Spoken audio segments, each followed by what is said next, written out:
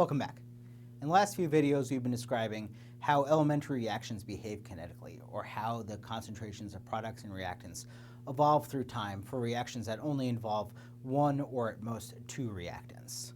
But many of the chemical reactions that we're interested in as environmental chemists have not one or two reactants, but a ton of reactions. And these, as we said before, are reactions that are actually multi-step reactions. And so today we're going to describe how we can treat multi-step reactions as the sum of elementary reactions, what useful simplifications we might be able to make to tractably understand multi-step reactions, and when we can just kind of bracket the reaction mechanism, not worry too much about what the reaction mechanism is, but just describe an apparent rate of total reaction. So let's jump into that. By the end of this video, I want you to be able to determine when a multi-step reaction may be simplified by assuming equilibrium conditions for some steps, so kind of a combination of equilibrium thermodynamics and kinetics, and describe the simplification of using empirical rate constants to describe apparent rates or empirical rates. So just to start off, again, we said that big multi-molecule chemical reactions are only the sum of elementary reactions that obey zero first order and second order reaction kinetics. So elementary reactions involve one or two reactants, and by combining elementary reactions you end up with big complex reactions. So let's just take a cartoon example of this. That example is A plus B plus 2C yields D. So this is a complex reaction with 4 reactants and 1 product. And this reaction might actually be, if you write out all the elementary reactions that went into this, it might be A plus B yields E. And 2C yields 2F. And then 2F yields G. And then G plus E finally yields D. And if you sum up all these reactions, you finally end up with this reaction at the top, but you have all these intermediate steps that we didn't even think existed until we wrote out all the elementary reactions that went into it. And we perhaps don't know the kinetic behavior of these intermediary steps. Some of these concentrations might be so vanishingly small as to not be able to measure rate constants on them. Or maybe we just don't want to dig into all these details. What simplifications can we make about all of these steps such that we can arrive at a kinetic expression for this top rate, for this top reaction here, without having to really get into all the nitty-gritty details of the elementary kinetics of all these steps here. There are a few approaches that we can take to dealing with some of these hairy multi-step reactions that allow us to simplify them and gain a tractable understanding of the kinetics of many multi-step reactions. The first approach that you can take is to simply assume that everything but the slowest step is at equilibrium. So this is like saying that the overall reaction rate is always going to be controlled by a bottleneck that occurs at the slowest step in that reaction, and that the concentrations of everything else will be strictly determined by their equilibrium state. The kinetics of the fast steps don't matter because they occur so much faster than the kinetics of the slow step, that we only really need to consider the kinetics of the slow step. The second approach that you can take is to just say, you know what, I don't care about all these mechanisms. I don't care about these nitty-gritty elementary reactions that combine to form the overall reaction that I care about. I don't care about having a physically based description based on K values determined for each of these tiny reactions. I just want to know how much reactant is being consumed and how much product is being produced in my system of interest. So you know what? I don't care about having a physical basis. I'm just going to go out and measure empirical rate laws that approximately describe the chemical evolution of my system, not really worrying about the underlying energy balance that drives these reactions, but I'm just going to get a number that's good enough for my purposes. The third approach you can use is to use numerical methods that don't rely on explicitly solving the integral form of these rate laws, but arrive at an approximation that's computed via a computer. So this is something we're going to approach in a future lecture, the next lecture coming up. And the fourth approach you can use is to use some combination of all these approaches. So just to start off our discussion of the first approach, I just want to give you a definition. A rate-limiting step in a reaction is a step of a reaction that proceeds slowly compared to all the other reactions. So we call the bottleneck in a multi-step reaction the rate-limiting step. So you'll see this in textbooks and other places, and I just want you to know what that means. So how can we apply this concept of the rate-limiting step to effectively describe the kinetics in a multi-step reaction? Okay, so let's take a cartoon example of our first approach. Assume that all but the slowest step is at equilibrium concentrations. And I've set up this reaction here. The overall reaction is A plus B plus C yields D.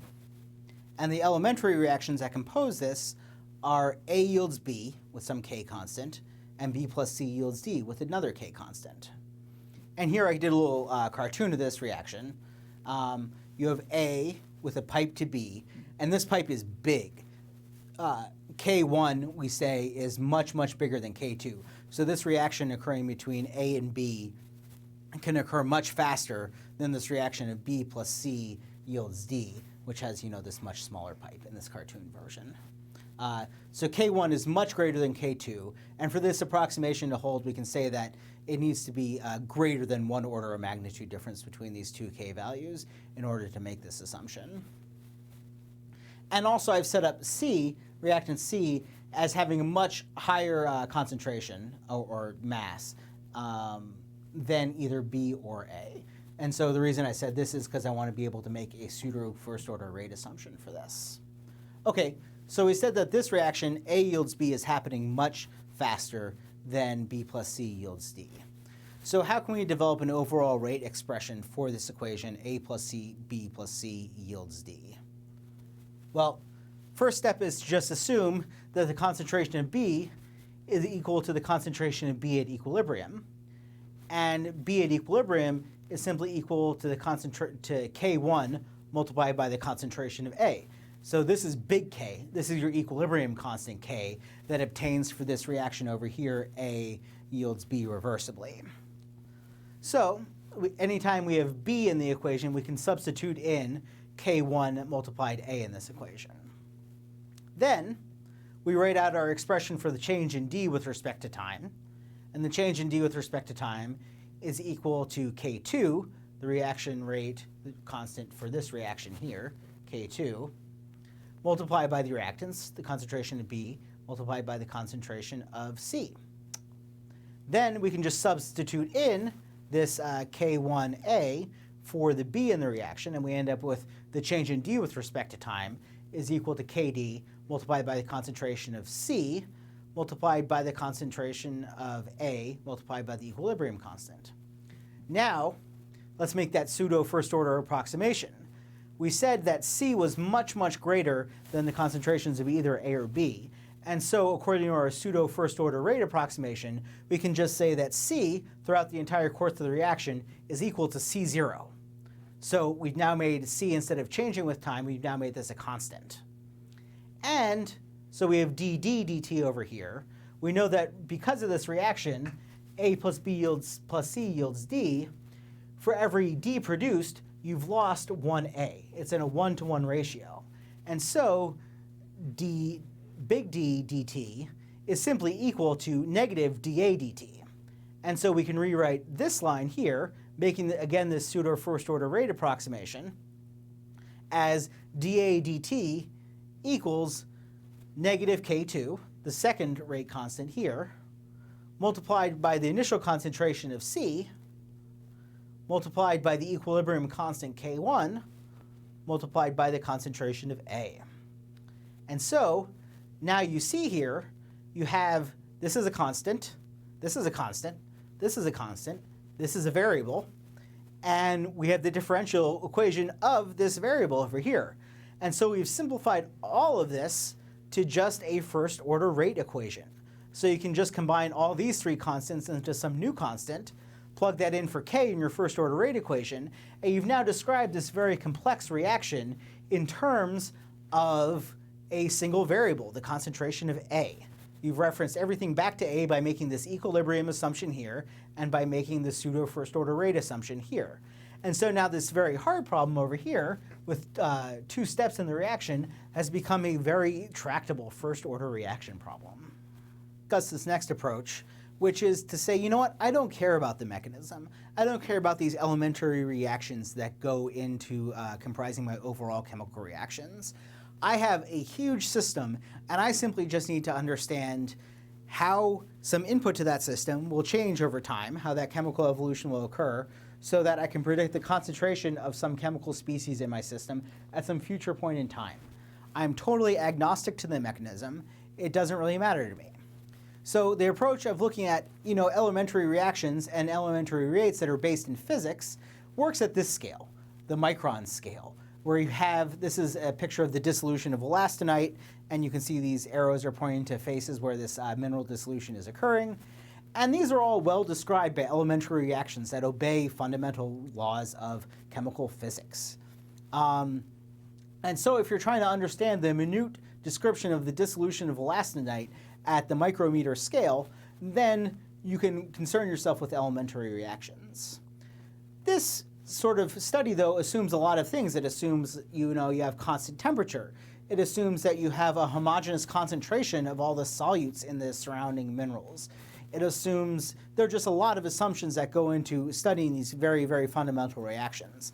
Assumptions that you can't make if you're studying a system like this. You have like the sun heating patches. The temperature changes every day as the reaction progresses. Temperature goes up and down. You could have an animal sit on one place and speed up mineral reactions for a second because he warmed up that patch of earth. You can have precipitation, which changes the concentration in some areas, but not in other areas. And so this is a system that is very hard to describe in terms of elementary reactions that build up to a reaction. And so what you might want to do in a place like this is just take some empirical measurements or use empirical values from the literature and say, you know what, I don't know about all this mechanism business.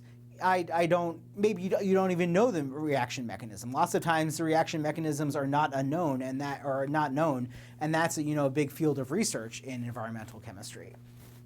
But you can say, you know what, I'm agnostic to the reaction mechanism. I'm agnostic to the individual K values that govern each step. I just want an equation that can tell me how fast solutes are changing in the water in my system. And that's a perfectly fine approach to take, and one that's taken all the time.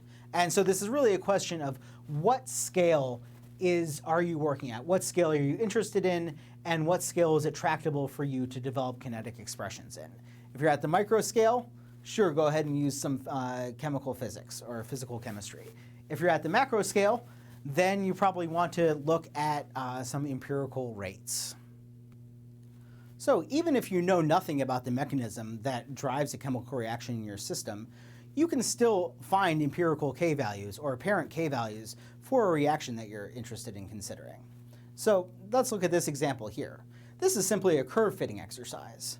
So here on the x-axis you have time, and on the y-axis you have a concentration of some species of interest. It's a nitrogen species. Let's just say it's nitrate. That's the reactant that you're interested in determining a K value for. And you'll note that this axis is in a log scale. And so we said when we studied first order reaction kinetics that if a reaction obeys first order kinetics, then if your y-axis is logarithmic and your x-axis is linear, then the concentration obeys a straight line relationship, with the slope of this straight line being equal to your reaction constant. And so here, I've just gone out and I've measured nitrate concentrations in my system over time, plotted this data, and then fit a line to it. We're not going to get into how you exactly fit a line to this, but if you've ever had statistics, this is just an ordinary least squares fitted line to the data. And after fitting this line, you just take the slope of the line, and that equals your reaction constant. So here we have a reaction constant of 0.491. And indeed, this data is simply just the data that one might expect from the problem that I posed earlier. So you'll recall the problem about the wastewater treatment plant and obeying first order kinetics with a K value of 0.5. This data was just generated from me assuming that the K value is 0.5 and just adding a little bit of noise to it. And so this is how somebody might arrive at this K value, just going out to the wastewater treatment plant, measuring nitrate concentrations as water moved through the system and plotting it on a graph and determining the line. So this is a way that you can determine k-values that are specific for a system. Those k-values won't be universally applicable, unlike k-values that are based in physical chemistry, but you can still use this k-value to model certain scenarios in your wastewater treatment plant if that is your job to do. So that is another approach that you can take to using empirically measured k-values to determine reaction rates in a system. But it's super important to remember that these things are context dependent. When you measure empirical rates, you can't be sure that those rates are going to apply in other situations. So here's a good example of this. This is the dissolution of calcite measured at different partial pressures of carbon dioxide in the overlying atmosphere and different pH values. And you can see that different authors measured these rates over different ranges. Each one of these different shapes represents a different author measuring these rates at different partial pressures of carbon dioxide and different pHs. And so you can see that if you used this value, which is specific to 1 times 10 to the negative 6 partial pressure of carbon dioxide and a range of pH of 6 to 10, if you use this value outside of the domain that it was measured in, say over here, you get a completely wrong answer. And so it's very, very important to consider the context in which empirically measured reaction rates are measured before you apply them to your system. So there are a few rules that I'd like to instill in you about this. The first rule is that published values, such as these published values here for calcite dissolution, are guides for your system, and they should never be taken as gospels. You can see even here that there's pretty strong variation in measured rates, even at the same pH. And it's vitally important that you bear in mind that a rate that you find in a paper isn't the one true rate. It is just an experimentally measured rate that doesn't have really much physical basis to it. And you need to take into account the context of all the experimental conditions at which that author measured that rate in. So never forget the context of empirically measured rates when you're trying to apply them to your system. And finally, you should always, if possible, measure the rates, because there's nothing like your own measurements where you get to set the context of your reaction in order to determine how fast reactions are going to proceed in your system. So if you're using, say, kinetics in a wastewater treatment plant example, sure, you can go to, Bill Bob over in Bobville and find out what his reaction rate is and say, like, okay, this is going to be a useful guidepost. I can assume that my plant, which is kind of similar, will work in much the same way, and these reaction rates might be about the same. But there's really no substitution for actually going and measuring your own rates at the system's conditions that you set them at and determining empirical k-values. So, okay, and this brings me to my last point of kinetics. And that is that there is a phenomenological side to kinetics. So what do I mean by this? I mean that kinetics can be either, one, an extension of physical chemistry, rooted in the mechanistic description of the elementary reactions that compose a chemical reaction. And this is great if you can work at this scale and workably make your chemistry describe reaction rates effectively.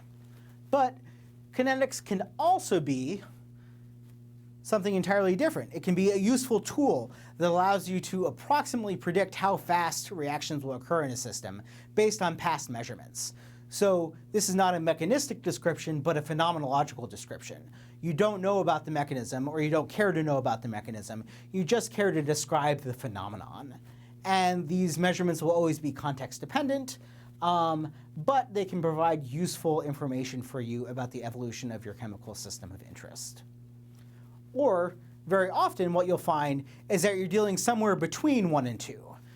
You might have some reactions in your system that are very well kinetically defined in terms of the mechanisms, and they're well understood, and they can be modeled mechanistically. And then you have another part of your system that has to be modeled as a total black box, because perhaps nobody knows the mechanism. And there are tons of very important chemical reactions where the mechanism is very poorly understood.